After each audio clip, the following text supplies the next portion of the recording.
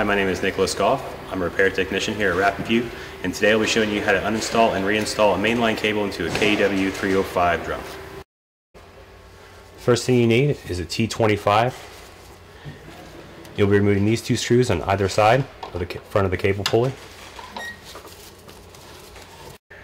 Once these two screws are out, the cable pulley is going to fall down, and you'll have the top right here. There'll be two additional screws that have to be removed for the spring shaft.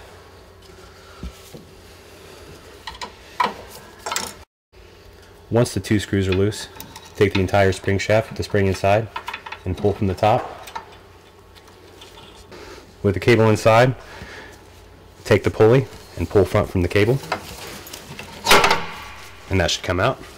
In this next step, we'll be removing the cable guide, and to do that there are two screws on the very top of the cable guide, and they come off with a T25. Be careful as you're removing the second screw because the cable guide itself will fall.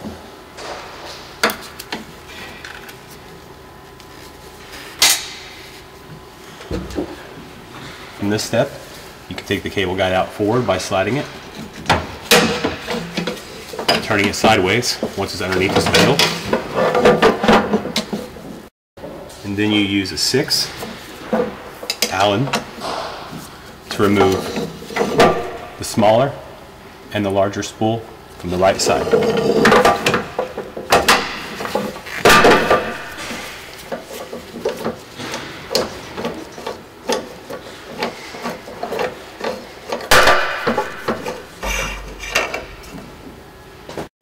Once both of your spools are removed, you can remove the entirety of the cable guide. Step is to remove this cover right here, one screw using a T25. The next step, in order to get to the back of the cable connected to the spool, is to disable this green clutch button. Press it until the light goes away, and now your spool will be in free mode. At this point, in the opening that we made, unspool until you see the nut clamp holding the cable onto the spool, and undo that next.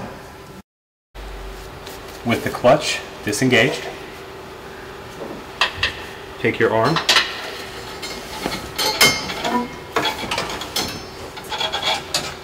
swing it open. With this step, we're going to actually remove the cable itself.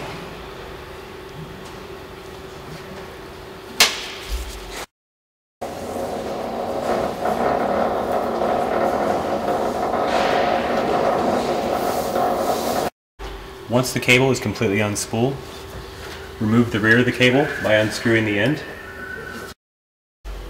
At this point, we're going to install a new cable.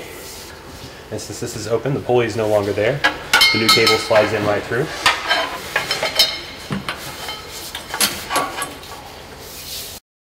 Using your clutch, lock this into place so the opening is closest to the opening on the outside. Take your cable,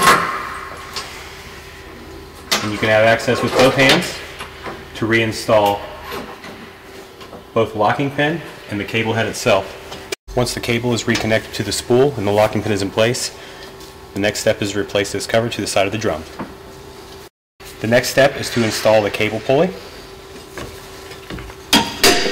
Putting it in sideways and letting the cable rest on the inside.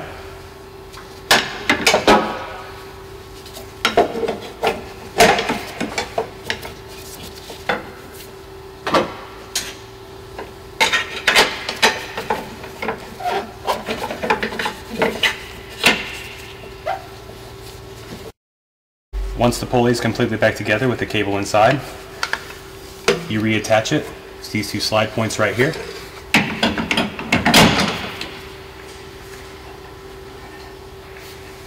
And then replace the two bolts we removed before.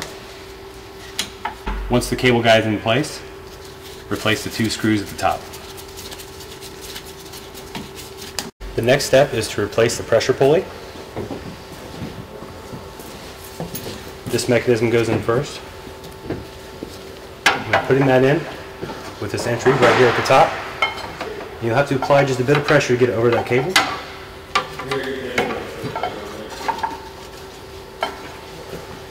and then bolts here and here.